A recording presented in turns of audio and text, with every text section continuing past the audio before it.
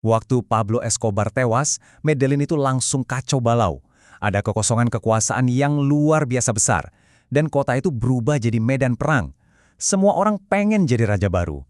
Tapi, yang akhirnya muncul ke permukaan itu bukan gembong narkoba yang suka pamer kayak Escobar. Oh bukan, sosok ini jauh lebih pendiam, jauh lebih teratur, dan bisa dibilang jauh lebih berkuasa. Kedengarannya aneh kan? Nama Pablo Escobar itu udah kayak nempel sama Medellin. Gimana bisa ada yang lebih berkuasa dari dia?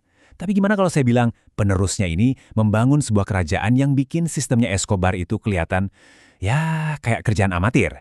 Nah, ini dia kisah Diego Fernando Murillo Bejarano, atau yang lebih kita kenal sebagai Don Berna. Coba deh, pikirin kalimat ini sebentar. Ini bukan cuma kiasan atau omong kosong. Don Berna itu secara harfiah memegang kendali penuh dunia kriminal Medellin. Kalau dia mau kota damai, angka pembunuhan langsung anjlok drastis. Kalau dia mau ada perang, jalanan bakal langsung banjir darah lagi.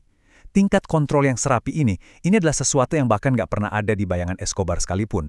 Perjalanan Don Berna menuju puncak kekuasaan itu nggak instan. Jauh banget dari itu. Dia mulai karirnya di Medellin cuma sebagai tukang cuci mobil di sebuah pom bensin. Tapi pom bensin itu kebetulan milik Fernando Galeano, salah satu orang kepercayaan Pablo Escobar. Galeano ini ngelihat ada sesuatu yang beda di diri Berna. Dia cerdas, gigih, dan yang paling penting, setia. Nggak butuh waktu lama, Berna pun diangkat jadi kepala keamanan pribadinya. Nah, disinilah ceritanya berbalik 180 derajat. Pablo Escobar, yang waktu itu udah makin paranoid di dalam penjara mewahnya yang disebut La Catedral, mulai nuduh anak buahnya sendiri nyolong uangnya. Jadi pada Juli 1992, dia manggil bosnya Don Berna, si Galeano, dan seorang rekannya. Di sana, mereka disiksa sampai mati dengan brutal. Don Berna seharusnya ikut di pertemuan itu, tapi ada urusan kecil yang bikin dia batal datang. Keputusan sepele itu ternyata nyelamatin nyawanya, dan sekaligus menyulut api balas dendam yang bakal mengubah sejarah Kolombia untuk selamanya. Ternyata, kebencian Don Berna ke Escobar itu bukan cuma milik dia seorang. Banyak banget yang merasakan hal yang sama. Jadi, dia menyalurkan kemarahan itu dan membentuk sebuah aliansi yang belum pernah ada sebelumnya. Mereka menamakan diri mereka Los Pepes. Itu singkatan dari orang-orang yang dianiaya oleh Pablo Escobar. Misi mereka cuma satu, hancurkan sang raja kokain dengan cara apapun. Coba lihat siapa aja yang gabung di aliansi gila ini. Ada kartel saingan, para pemimpin paramiliter, bahkan anggota kartel Escobar sendiri yang sakit hati dan membelot. Tapi, senjata paling mematikan yang mereka punya itu bukan senapan atau bom. Bukan, senjata mereka adalah informasi. Dan sumber informasi terbaiknya tentu aja Don Berna. Sebagai orang dalam, dia tahu segalanya. Di mana aset Escobar, gimana cara mereka komunikasi, semuanya. Pengetahuan dialah yang jadi paku terakhir di peti mati Escobar pada Desember 1993. Matinya Escobar ternyata nggak langsung bikin Medellin damai. Justru sebaliknya, kekacauan jadi makin besar. Nah, di tengah kekosongan kekuasaan inilah, Don Berna ngelihat sebuah peluang emas. Bukan cuma buat ngambil alih, tapi buat merombak total cara kerja kejahatan terorganisir dengan sebuah model yang sama sekali baru. Perbandingan ini ngejelasin semuanya. Escobar itu memerintah lewat teror, perang terbuka lawan negara. Kerajaannya itu berisik, gede, dan akhirnya ya gampang goyah. Sebaliknya, Don Berna membangun sebuah sistem. Dia nggak mau jadi berita utama. Dia maunya pegang kendali. Dia mengubah dunia kriminal jadi mirip sebuah perusahaan raksasa yang kerjanya senyap tapi sangat-sangat efisien. Jadi gimana cara kerja sistemnya? Sebenarnya sederhana, tapi jenius banget. Berna menciptakan semacam waralaba kriminal. Dia ngebiarin geng-geng lokal tetap beroperasi di wilayah masing-masing. Dengan satu syarat, mereka harus bayar pajak yang besar, sekitar 40%, ke organisasi pusatnya, La Oficina de Envigado. Namanya aja udah unik, kantor Envigado. Kedengerannya kayak kantor pemerintahan biasa kan? Tapi kantor ini adalah badan yang ngatur semua kejahatan di kota.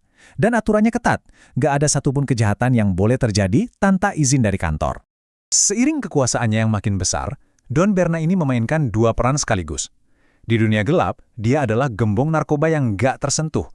Tapi di depan publik, dia memoles citranya sebagai komandan paramiliter dengan nama samaran Adolfo Paz. Ini langkah yang sangat strategis karena memberinya pengaruh politik dan semacam topeng legitimasi. Peran ganda ini melahirkan sebuah fenomena yang aneh banget yang secara ironis disebut Don Bernabilidad. Gini, karena Don Berna mengontrol semua kelompok kriminal, dia secara efektif memonopoli kekerasan di kota. Artinya, dia bisa aja ngasih perintah ke semua geng. Oke, semuanya berhenti perang, dan mereka semua bakal patuh. Hasilnya, kota jadi jauh lebih aman, tapi kedamaian itu dibangun di atas fondasi kerajaan kriminal. Aneh kan? Dan ini bukan cuma sekedar cerita dari mulut ke mulut, datanya beneran ada. Coba lihat grafik ini. Di tahun 2003, tingkat pembunuhan di Medellin itu tinggi banget. 5 tahun kemudian, di puncak kekuasaan Don Berna, angkanya anjlok hampir 50%. Buat orang luar, ini kelihatan seperti keajaiban. Tapi buat orang-orang di jalanan Medellin, semua tahu siapa pembawa damai yang sebenarnya. Ya, tentu saja, kerajaan sebesar ini nggak mungkin bisa bertahan selamanya. Sistem yang bikin dia begitu kuat, kontrol terpusat dan pengaruh politiknya, justru jadi bumerang. Dia jadi terlalu besar, terlalu kelihatan, dan akhirnya jadi target utama pemerintah Kolombia dan juga pihak internasional, terutama Amerika Serikat. Proses kejatuhannya terjadi secara bertahap. Tahun 2003, dia pura-pura pensiun sebagai bagian dari proses damai. Tahun 2005, dia menyerahkan diri mungkin buat menghindari perang besar-besaran. Tapi yang paling gila, dia ternyata masih bisa menjalankan seluruh kerajaannya dari balik jeruji besi. Itu terus berjalan sampai tahun 2007, waktu dia akhirnya ketahuan. Setahun kemudian, dia diekstradisi ke Amerika Serikat. Nah, langkah inilah yang benar-benar mengakhiri kekuasaannya. Di pengadilan Amerika, jauh dari semua jaringan kekuasaannya di Kolombia, Don Berna bukan lagi siapa-siapa. Dia cuma seorang penjahat biasa. Dia akhirnya mengaku bersalah atas konspirasi penyeludupan narkoba dan divonis 31 tahun penjara federal. Sebuah akhir yang definitif untuk sang Raja Medellin yang tak terlihat. Terus apa yang terjadi di Medellin setelah dia nggak ada? Persis seperti yang bisa diduga. Tanpa kepemimpinannya yang jadi perekat, La Oficina de Envigado pecah jadi faksi-faksi kecil yang saling berperang satu sama lain. Kekerasan yang pernah dia redam dengan begitu efektif meledak lagi di jalanan. Kedamaian semu dari Don Bernability akhirnya berakhir. Kisah ini meninggalkan kita dengan sebuah pertanyaan yang sangat rumit. Cerita tentang Don Berna ini maksa kita buat mikir lagi soal apa itu kekuasaan, ketertiban, dan kedamaian. Dia memang membawa stabilitas ke salah satu kota paling berbahaya di dunia, tapi harganya sangat mahal. Warisannya jadi pengingat yang bikin gak nyaman bahwa terkadang garis antara pembawa damai dan panglima perang itu bisa jadi sangat-sangat tipis.